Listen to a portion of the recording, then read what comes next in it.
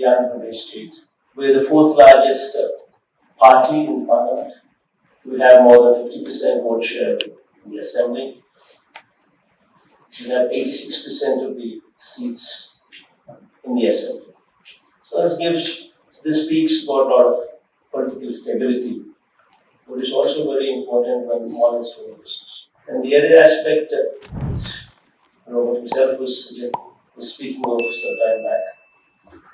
I myself am also from business community, probably among the globally probably top 5 companies. And I also run a media company. It's also a successful company as well. So there is an element of business in me as well. So I do understand what business is about, and I do understand the need to support when it requires. And to speak a few words about my state, it's one of these states which is 975 kilometers of coastline. Currently it has 4 ports and 6 airports. And everything goes well. We're targeting to enhance this by another 4 ports, 4 to 5 ports. So there is a tremendous amount of scope on the coastline. We are primarily an agrarian, 62% dependence on agriculture.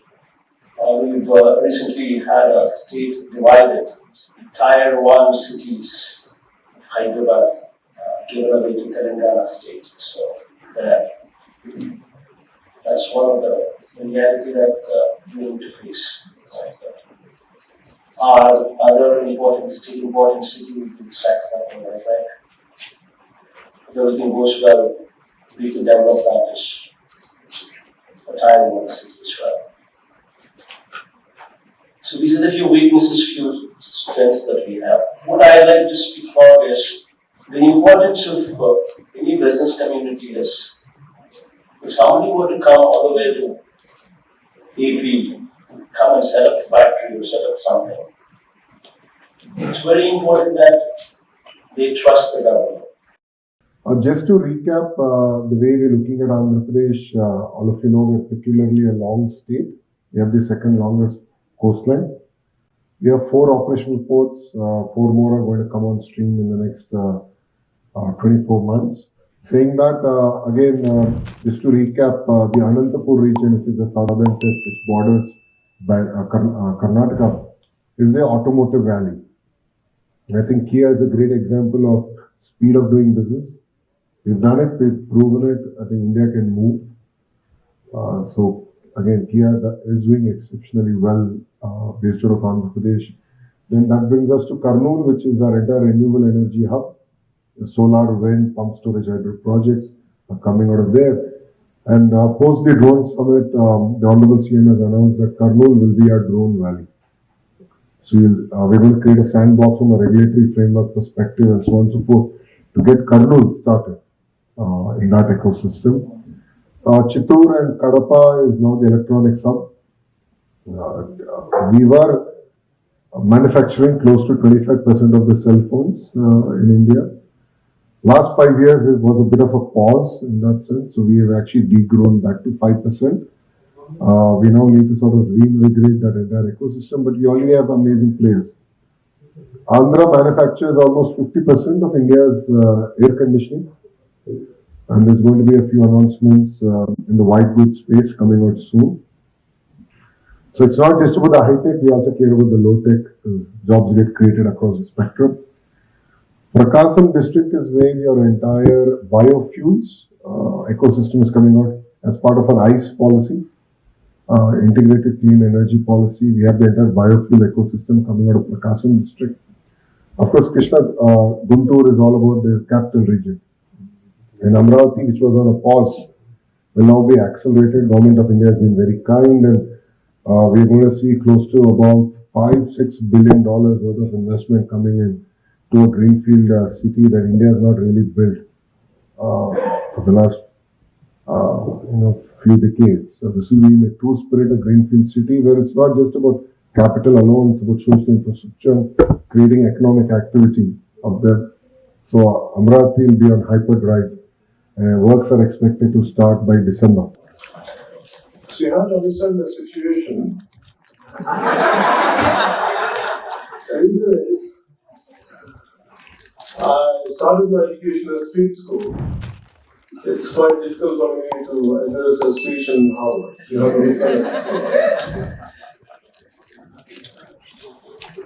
My teachings and adolescent years, from late 70s to early 90s, was a beginning and end for so many cultural, social, cultural, and political changes happened. So for me, as a kid, I was coming from a very small, lower middle class family. My father started his life as a police constable, and my mother being a housewife, and we are a family of 5. So I was a sick child. I had a bronchitis problem. So I had ample time to contemplate about life's problems.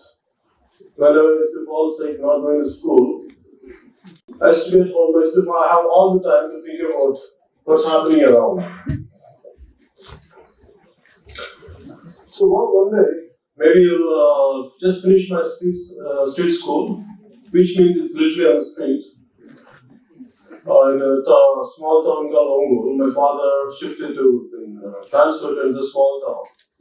So they put me to another school, which is definitely a better school than what I used to study there, where I had studied earlier. So in school, one day we had a lesson. My teacher was telling about in the class, the lesson's name is Mock Buddy. It means our school. The lesson explains how beautiful our school is and what kind of school it is. And we have such beautiful trees, we have a huge playground, and we have a lot of things to play. We have a beautiful library, we have this kind of books. So it goes on. And suddenly my teacher turned because I said something to my friend and everyone was giggling. And I said, they're telling me, I said, what are you saying? And I said, I had a talk and I was sharing with this guy. I said, what is it? I said, our school doesn't have a playground and we don't have books. And we don't have any trees. And for me, what the teacher did, she told me to get up. And she gave the beauty of my life. Till now, I will never forget it. Because for me, the first time I realized in my life what had been written in the books, what had been said in the